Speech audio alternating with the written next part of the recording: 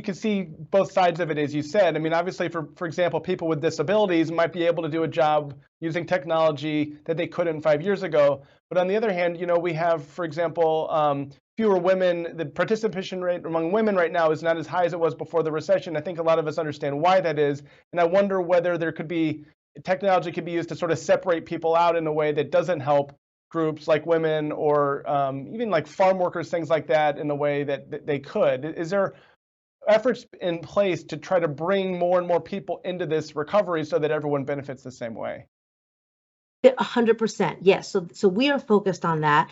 I think, really the question about technology is related to this because it has to do with how do we think about developing technology in a worker-centered way, right? Imagine if we thought about all of our technological development, deployment, research, investments in ways that could actually benefit workers. And you talk about care, right? If we could, that's a matter of technology and a matter of job quality. If we could ensure that care jobs were actually good jobs. We certainly saw through the pandemic, right, that this was a deeply impacted industry, but we also see that that's work that is work enabling. It's work that if is good quality, accessible care, that more people, especially women, are able to go to work. So I think all of those things are definitely connected.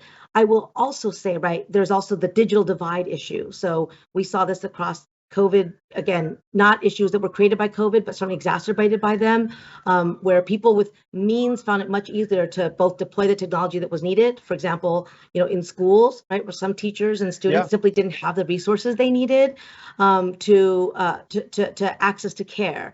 And so that's one of the reasons why ending the digital divide is such a priority of the president, of the Department of Labor, and building a reliable broadband from coast to coast in every community is very fundamental to the president's infrastructure vision. We also saw that there are jobs that are not going to go remote. They're caretaking jobs, they're nurses and farm workers and grocery clerks and supply chain workers, from ports to truckers to warehouses. So when we think about the future of work, one of the most important challenges before us is, what is the future of work for workers who are not working behind computers? Many of whom are, they've struggled in jobs that don't pay a living wage, don't have job security, don't have paid leave, don't have a voice on the job.